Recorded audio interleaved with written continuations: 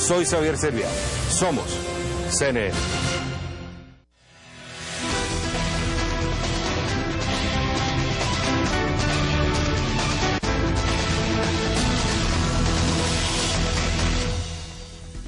Bienvenidos a Washington, esta entrega de Choque de Opiniones. Soy Juan Carlos López. Durante la próxima hora estaremos hablando sobre Venezuela.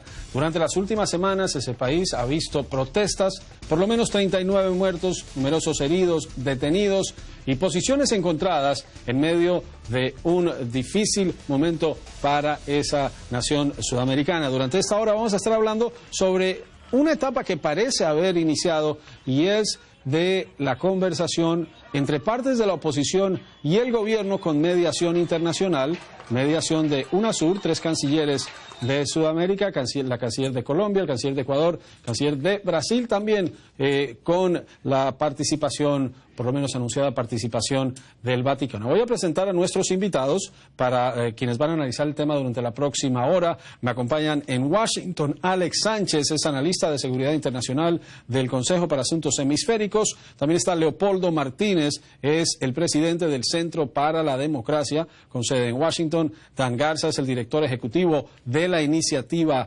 Libre. Y en Los Ángeles está Ricardo Moreno, presidente de la Asociación Simón Bolívar. Muchas gracias a los 4 y voy a comenzar en Los Ángeles. Ricardo, el proceso comienza, hay algunos acercamientos, no están todos los actores de lo que ha ocurrido en las últimas semanas en Venezuela, pero ¿qué tan optimista o no eres de que esto pueda avanzar y de que la situación en Venezuela pueda entrar en una etapa de diálogo? Gracias, Juan Carlos.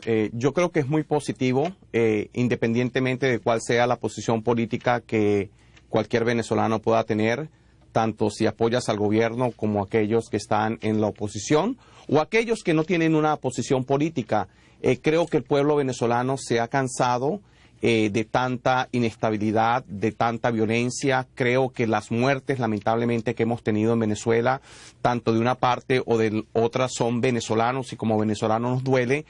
Yo tengo familia en Venezuela, tengo amigos en Venezuela con los que estoy en contacto permanentemente en ambos lados de la ecuación política, y ambos lados dicen: estamos cansados, queremos que haya paz en Venezuela, queremos que haya desarrollo económico, queremos que volvamos a la estabilidad política, y yo creo que este inicio del diálogo es un paso muy positivo, especialmente con la participación y la mediación de la UNASUR por medio de los 3 cancilleres que tú mencionaste. Así que yo lo veo desde un punto de vista positivo. Aún hay sectores radicales que se oponen a este diálogo, lamentablemente, debo decirlo. Por ejemplo, la diputada María Corina Machado, que ha sido una persona que ha sido muy vocal en contra de esta iniciativa, de las protestas que degeneraron en violencia y en muertes, aún se niega a participar en el diálogo, como también ciertos sectores de la oposición venezolana, específicamente el Partido Voluntad Popular, que lideriza Leopoldo López, también se ha opuesto a este diálogo, pero hay otros sectores de la oposición que se han dado cuenta que el diálogo es necesario, también de los empresarios y también de la iglesia. Así que yo estoy muy optimista y yo espero que pues los acontecimientos en desarrollo sigan para el bien de la sociedad venezolana en general y para la paz. Leopoldo Martínez.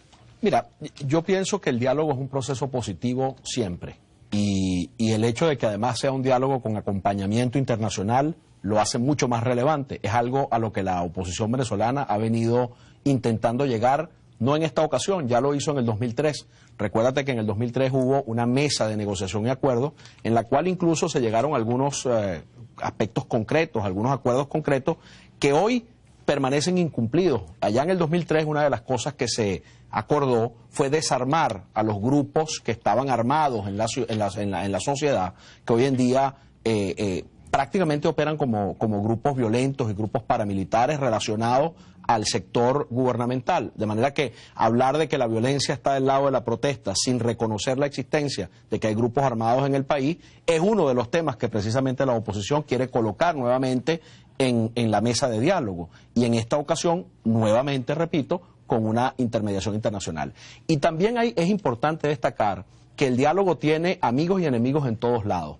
Hay enemigos del diálogo del lado del gobierno y hay enemigos del diálogo del lado de la oposición. Y precisamente el proceso con el cual yo me siento bastante identificado y complacido, es el que busca aislar a los extremos y crear condiciones para que se pueda producir un espacio democrático en Venezuela. Quien va a una mesa de diálogo como la que está planteada en Venezuela tampoco renuncia a nada. Eso no significa la renuncia a nada. La Mesa de Unidad Democrática ha planteado cosas muy concretas que deben discutirse en el diálogo. La amnistía, el desarme de los grupos paramilitares, la necesidad de hacer nombramientos, altos funcionarios que deben ser nombrados con las 2/3 partes de la Asamblea Nacional. Y se hace una precisión sobre diálogo, no negociación. El presidente Maduro ha dicho que no tiene nada que negociar o conceder. Dan, ¿cómo se ve desde Estados Unidos este proceso que se da bajo los auspicios de UNASUR, una organización en la que no está Estados Unidos, y en donde muchos se preguntan cuál es la posición definida de Estados Unidos? Bueno, la posición de nosotros, como lo ha dicho Leopoldo, fue citando la escasez que existe, la opresión, la violación de derechos civiles del pueblo venezolano. Entonces, lo que nosotros estamos viendo es de que el pueblo mismo se está surgiendo, se está levantando, protestando lo que ha sido un gobierno preponderante, un gobierno con tendencias totalitaristas. Entonces, claro que se va a levantar el pueblo, y uno lo puede calificar como extremista del lado de María Corina Machado y otras gentes como Antonio Ledesma y que no sé qué. Pero la mera verdad, son válidas las críticas que tienen. Usted ha dicho de que también se hicieron reuniones antes, hace 100 días. Ninguna se ha cumplido. Todas las promesas que se hicieron se quedaron en la mesa. Entonces, poco a poco, este régimen de Maduro ha ido perdiendo la confianza del pueblo. Y ahora quiere llegar a la mesa con más promesas y más protestas. Estábamos hablando ahorita de estos paramilitares que están haciendo estragos con la gente.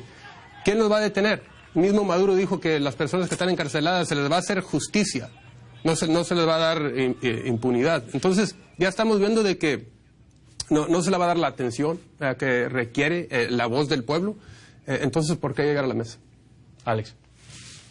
Tengo confianza de que este diálogo puede surtir efectos positivos.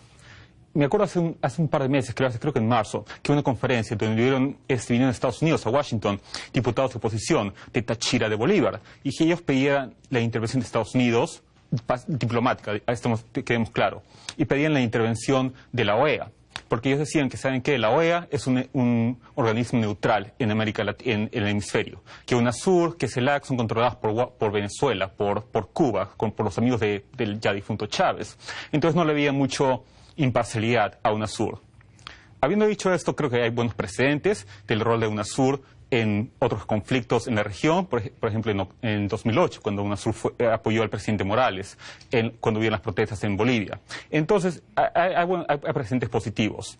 Habiendo dicho esto, estoy completamente de acuerdo que estas negociaciones van a ser muy complicadas y hay mucho camino por el que caminar. Y ciertamente los dos grupos van a tener que, los dos bandos, tanto la oposición como el gobierno, van a tener que bajar el volumen un poco a sus demandas. Bueno, vamos a leer algunas opiniones. Cuando regresemos, vamos a comenzar hablando de Estados Unidos, de su posición sobre lo que está ocurriendo en Venezuela y sobre el proceso que avanza o no, pues veremos en instantes. Pero primero, ¿qué piensan ustedes del diálogo que se anunció a partir del jueves en Venezuela y si servirá o no para poner fin a los enfrentamientos y la violencia en ese país? Marta Torres dice, Maduro está ganando tiempo porque sabe que esto se le salió de las manos, no cumplirá nada. Esto es para distraer a la opinión internacional.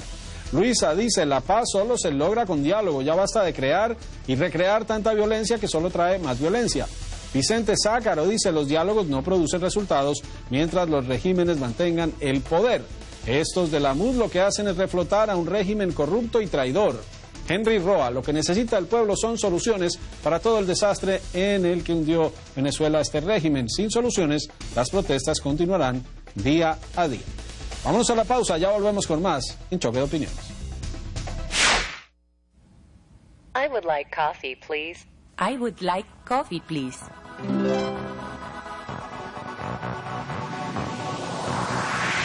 Qué bueno es que tu vecino pueda entender que necesitas azúcar para el café.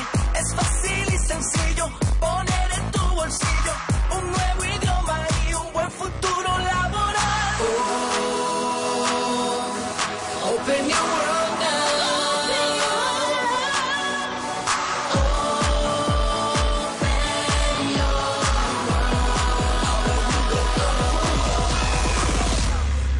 This is United States.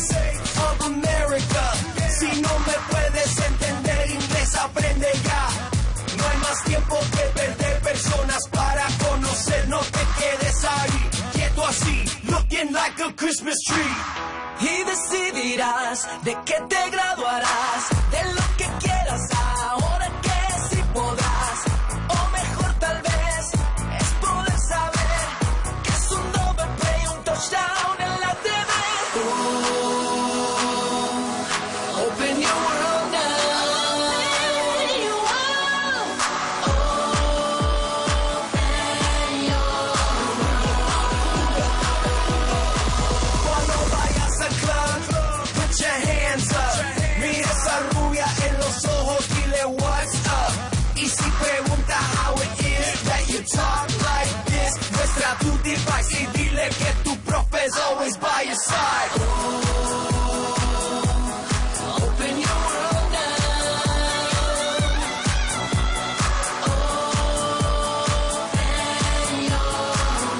Aprende inglés con Rosetta Stone. Llama ya al número en pantalla y obtén un demo gratis.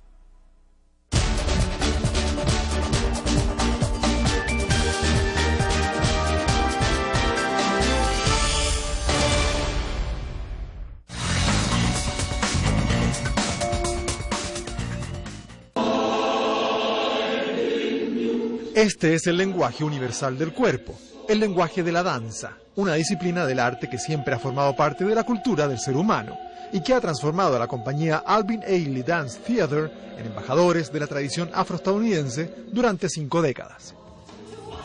Muchas compañías se han ido desvaneciendo cuando su fundador muere, pero el legado de Ailey sigue vivo y en movimiento. Creo que el rol de cualquier esfuerzo creativo que tiene que ver con las artes es querer hacerle entender a la gente que todos tenemos algo brillante en nuestro interior, que se llama espíritu. Por lo tanto, como artistas, entras a un teatro en penumbra, dejas que tus ojos te guíen y te dejas ir en un viaje donde tu única responsabilidad es dejarte llevar.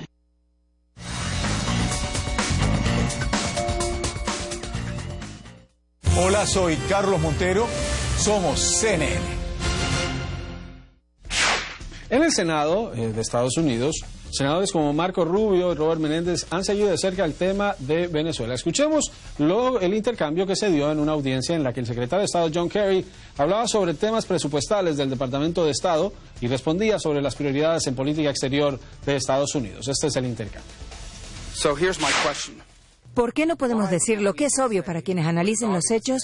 El gobierno de Venezuela no se comporta como una democracia y, de hecho, por actividades como la violencia contra su propio pueblo, ha perdido la legitimidad como gobierno. ¿Estamos listos para declararlo como política de los Estados Unidos?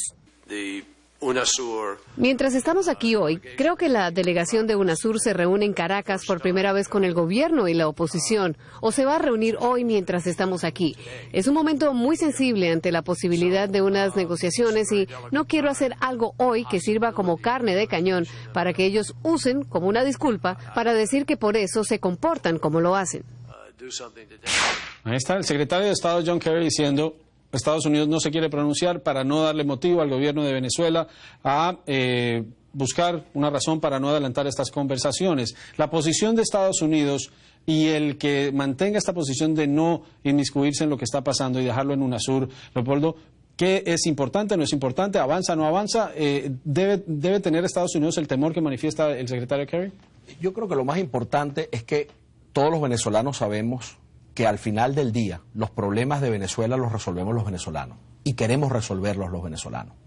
Y para eso la Constitución es el camino más ideal para resolverlos. La Constitución que está vigente en el país y que la oposición representada en la Mesa de Unidad Democrática abraza a plenitud. Ahora bien, si el gobierno de los Estados Unidos tiene, dentro del marco de su legislación, la posibilidad de dictar o proponer sanciones para determinadas personas que estén incursas en violaciones de derechos humanos, eso es un asunto interno de los Estados Unidos.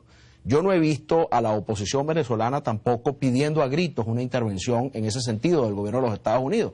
Está en su derecho el gobierno de los Estados Unidos de hacer lo que le corresponde hacer para tener efecto dentro del territorio norteamericano, porque entiendo que las sanciones que proponen el senador Rubio y el senador Menéndez, lo que buscan básicamente es revocarle la visa a los funcionarios de la élite del gobierno de Venezuela que estén incursos en violaciones de derechos humanos y eventualmente también congelarle activos o embargarle cuentas bancarias. Esto es una decisión que está dentro del marco de la legislación americana, si ese fuera el caso, y que es una decisión interna de los Estados Unidos.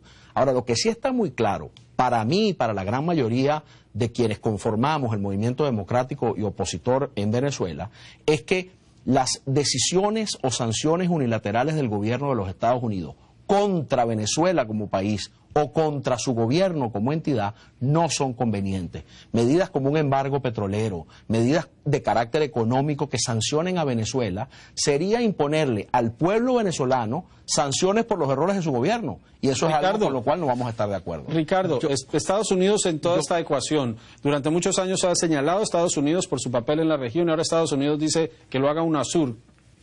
¿Cómo lo ves? Mira, yo creo que Estados Unidos se está dando cuenta muy lentamente de la geopolítica en el continente ha cambiado.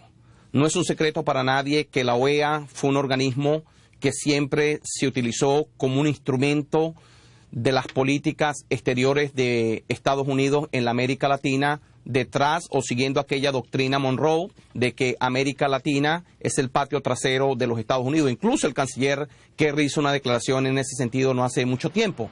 Entonces, la OEA siempre ha sido dirigida principalmente por Estados Unidos con el apoyo de Canadá. En estos dos últimos intentos, cuando se trató de aplicar un voto para que se aplicara la Carta Interamericana en Venezuela y se dijera que Venezuela era un Estado fallido, un régimen, que no hay democracia, Estados Unidos se quedó solamente con Panamá y Canadá apoyándolo. Ahora, yo creo que ahora la UNASUR, como decía el otro comentarista, ha mostrado ser el ámbito más natural político para lidiar con esta situación. UNASUR ha demostrado en sus cortos años de existencia en ser muy efectiva en resolver algunos de los conflictos regionales. Fue muy instrumental cuando ocurrió el golpe o el intento de golpe de Estado en contra del presidente Rafael Correa en Ecuador. En el 2010, también fue muy instrumental cuando ocurrió el golpe de Estado contra el presidente Lugo en Paraguay en el 2012. Es decir, también en la situación en Bolivia, la UNASUR ha mostrado ser un ente de diálogo abierto precisamente porque está lejos de la esfera de influencia política de los Estados Unidos y también del Canadá, que siempre le apoya. Entonces yo estoy muy optimista, yo creo que es la área natural para que el diálogo político que necesitamos en Venezuela ocurra sin la injerencia de factores externos. Yo creo, como decía también... Permíteme decirle que estoy en desacuerdo aquí con mi amigo. Yo creo que la historia de los Estados Unidos siempre ha sido una donde siempre ha defendido los derechos del individuo, sea en los Estados Unidos o trata de luchar para preservarlos en el exterior. Y lo que los Estados Unidos puede hacer en este caso, le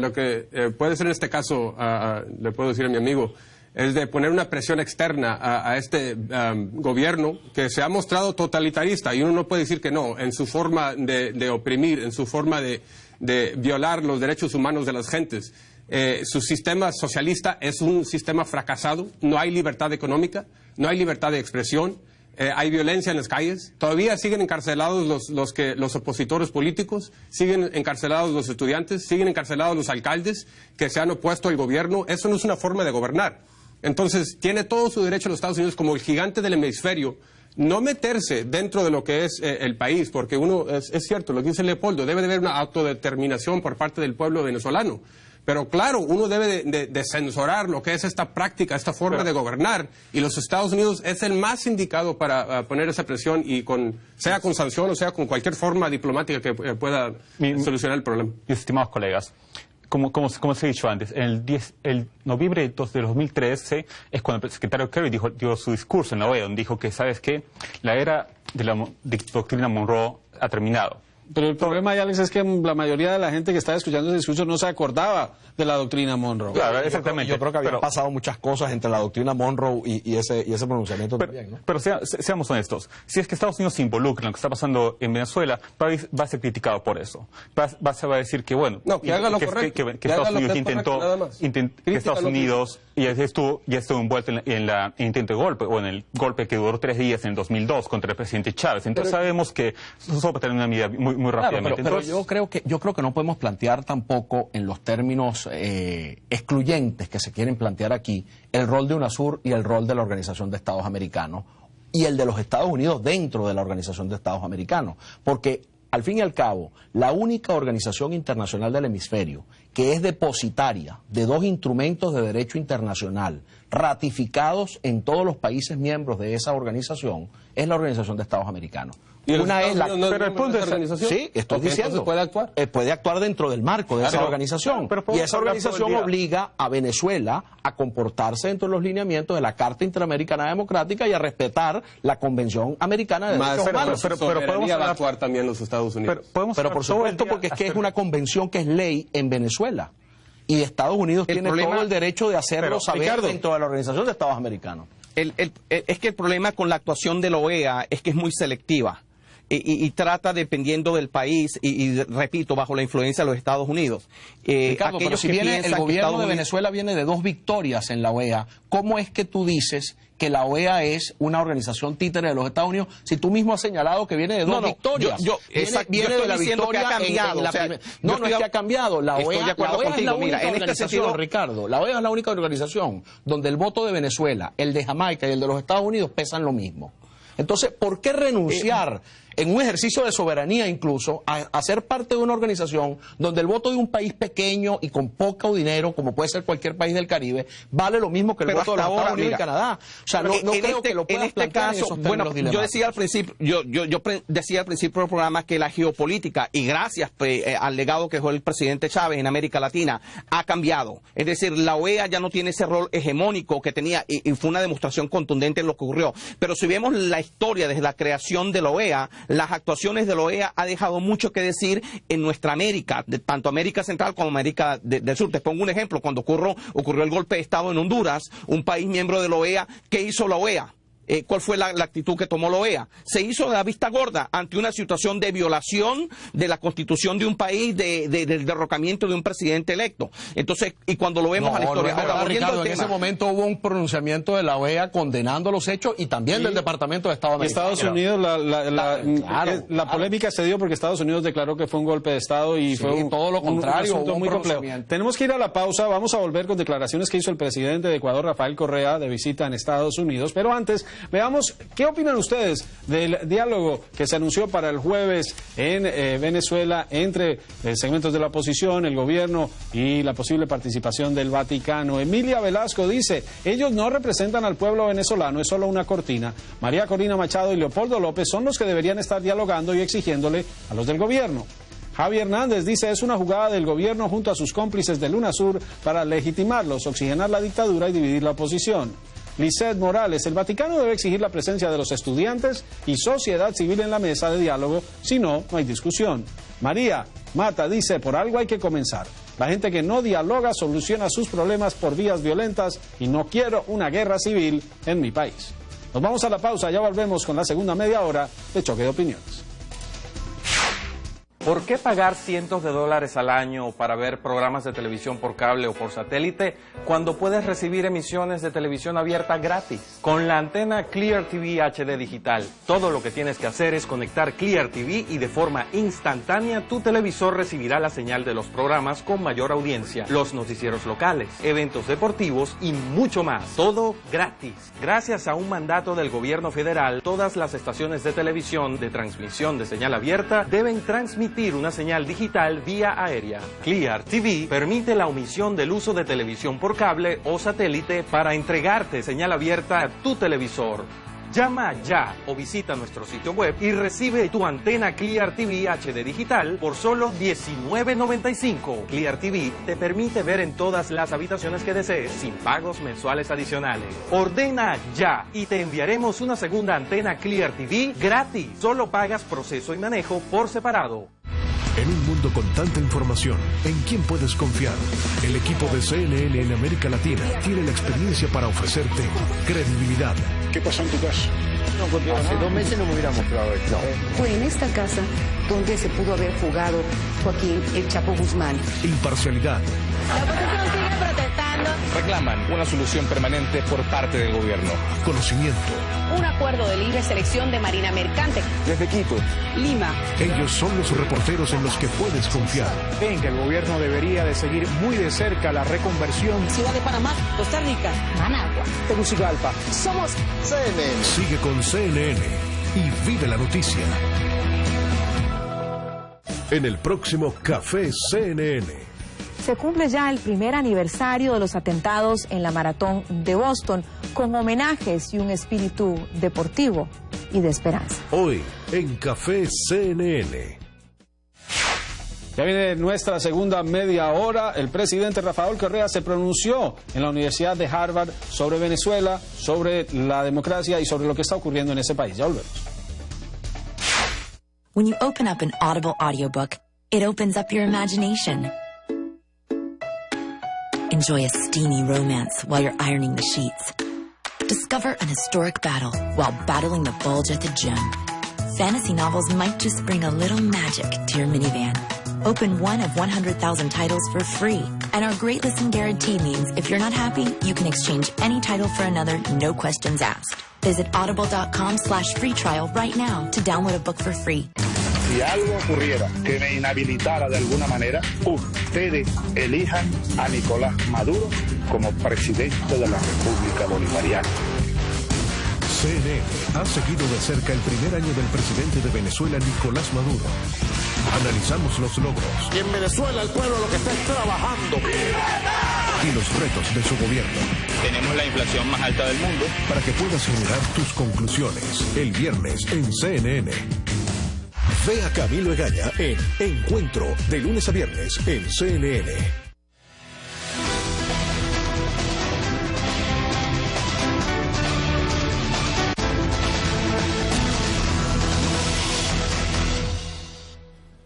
Today, Ecuador is one of the most stable democracies in Latin America. El presidente Rafael Correa en la Universidad de Harvard esta semana, hablando sobre la democracia en Ecuador, dijo es una de las más estables en América Latina, criticó a Estados Unidos y dijo que muchos en Estados Unidos, políticos y ciudadanos de pronto, dicen no les gusta el éxito que tienen países como Ecuador y dice y se comete un grave error si se piensa que los valores estadounidenses se deben replicar en todo el mundo. Pero escuchemos lo que dijo el presidente Correa sobre Venezuela, sobre la violencia de las últimas semanas y sobre el presidente Maduro. Yo sigo con mi opinión de que Maduro es incapaz de reprimir. Y sí, ocurren serias manifestaciones en Venezuela, y está claro, y no sé qué información tiene usted, que después de las elecciones del 2013 en Venezuela, que la oposición le dio solo un año al gobierno de Maduro, quería desestabilizar al gobierno, y eso ocurrió. Capriles aceptó hablar con el gobierno. Es una manera pacífica de resolver los problemas en Venezuela. Nadie quiere la violencia, pero los manifestantes no son pacíficos la mayor parte del tiempo. Y el gobierno democrático debe ser respetado. Alex, el presidente Correa decía que los opositores no son pacíficos la mayor parte del tiempo, que han muerto por lo menos 6 policías, que la mitad de los muertos lamentables de las protestas en Venezuela no son de la oposición y se lo responsabiliza a la oposición, y dice que el presidente Maduro es incapaz de reprimir. ¿Lo que hemos visto en las últimas semanas no es represión? Hay un poco de represión, ciertamente. Creo que aquí nadie está libre de pecado. Tanto los grupos extremistas de la oposición como grupos dentro del gobierno están apoyando la violencia. ¿Hasta qué punto se puede culpar más a un grupo que al otro? Podemos debatirlo no caso por caso. Siempre yo te diría que a nivel internacional hay muchas acusaciones de que hay diferentes países que están apoyando ya sea al gobierno o a los de la oposición. El presidente Maduro ha dicho que Estados Unidos está detrás de las protestas, que expulsó a 3 diplomáticos de la Embajada Americana en Caracas, porque aparentemente se han reunido con líderes estudiantiles para apoyar las protestas. Por otro lado, tenemos la oposición, que está acusando al gobierno, diciendo que hay agentes de inteligencia cubanos, que hay soldados cubanos en Caracas, en Venezuela, que están apoyando al gobierno, y que esos son los que están fomentando la violencia. ¿Hasta qué punto puedo decir quién es más culpable que el otro? Necesitamos, creo que, más datos, más información, pero ninguno aquí está libre de pecado. Yo creo que hay bastante información hoy en día. Las protestas comenzaron en Venezuela por una razón: descontento económico y descontento social. Y pedían rectificación profunda sobre la manera en que se está conduciendo el país. Eso está perfectamente enmarcado dentro de la Constitución. Fueron pacíficas hasta que comenzó la represión y se hicieron más violentas cuando intervinieron los llamados colectivos, que no son otra cosa que grupos paramilitares. Por